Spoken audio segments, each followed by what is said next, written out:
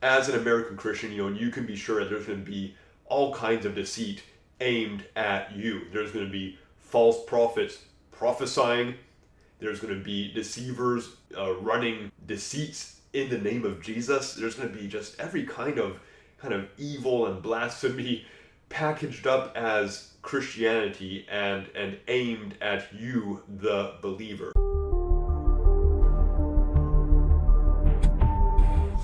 Hi everyone, thanks for watching. If you like what I'm doing, please be sure to click the like button and subscribe to the channel. I would really appreciate it. So, Nikki Haley, former, I think, governor of South Carolina and former ambassador to the United Nations, is running for president. She is officially in the running against Donald Trump. He's the big guy. Anyone who runs is going to have to beat him. She is in the running for the Republican nomination for the 2024 presidential election. The first one to announce so far after Donald Trump. Of course, there's others who are expected to run, but she's the first. Released an ad.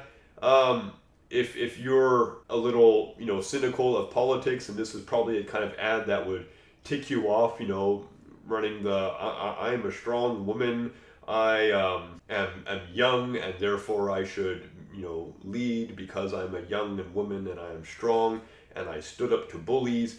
Now, Nikki Haley, being someone who is known very much to embody American right-wing foreign policy, talking about standing up to bullies, I guess for someone like her, a bully is someone that doesn't agree with what America does in its foreign policy. So, go figure.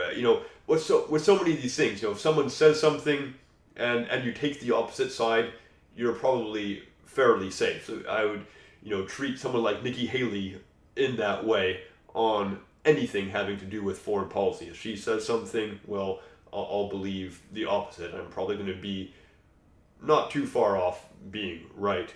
So anyhow, it's on. Nikki Haley versus Donald Trump. And really, so many ways. It's going to be like 2024, I think. This is going to be like 2016, like 2016, when Donald Trump was the big guy. No one wanted to believe it. The Republican Party so badly wanted someone else. The big donor so badly wanted someone else. There's going to be this big fight over which way the Republican Party goes. There's going to be the anyone but Trump faction versus the Donald Trump faction. And last time Donald Trump surprised everyone. He won it all. Who knows what's going to happen this time? I'm going to say that so many of these candidates might look strong. They might look good. They got the experience. They have the financial backing. They have the looks. They know how to present themselves. But once the fighting starts, they might end up looking weak the same way Marco Rubio, Chris Christie, Rand Paul, Jeb Bush, the way they all crumbled and collapsed under the onslaughts of Donald Trump. Being a politician nowadays requires a very particular type of skill sets. Basically, you got to be good at raising money, you got to be good at communicating in modern media, and you have to be good in just your appearance and your communication.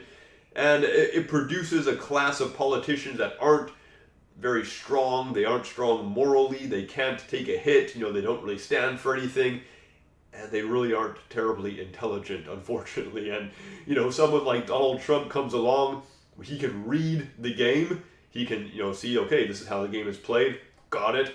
And he just comes in and bashes everyone and beats them because he sees how it's played, says, okay, I'm going to play this game and I'm going to win. And, he just takes that game as seriously as he can. And just outflanks, outmaneuvers everyone and beats them all.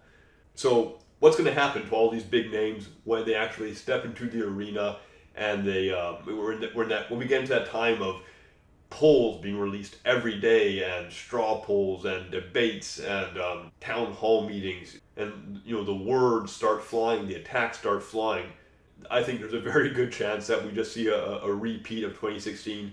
But who knows? It's going to be interesting for sure. And I mean, one thing I know, we're probably not going to get a candidate who is a very moral person. We're probably going to get someone who does not in any way, shape, or form embody the teachings of Jesus Christ and the sample of Jesus's disciples.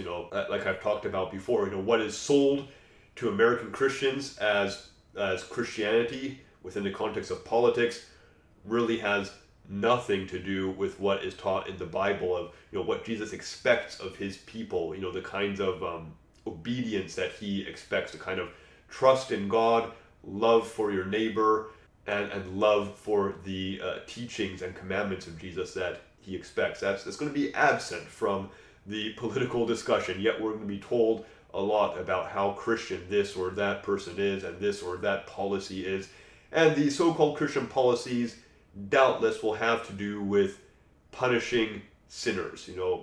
These powerful people will be determining what they consider to be sin.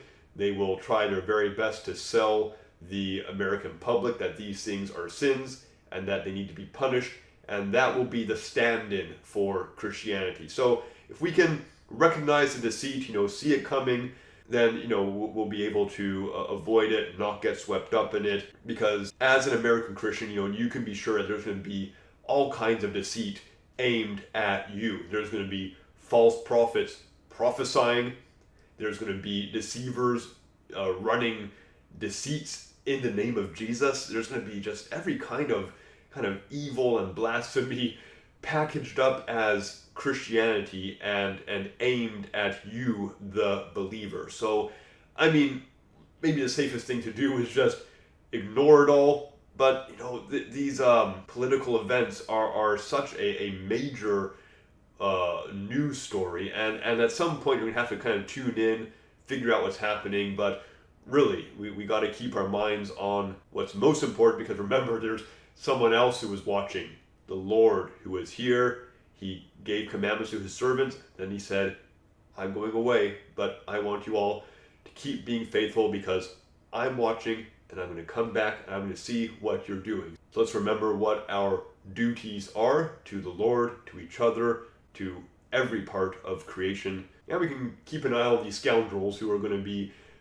punching each other out over power and fame. Bye for now. Thanks for watching.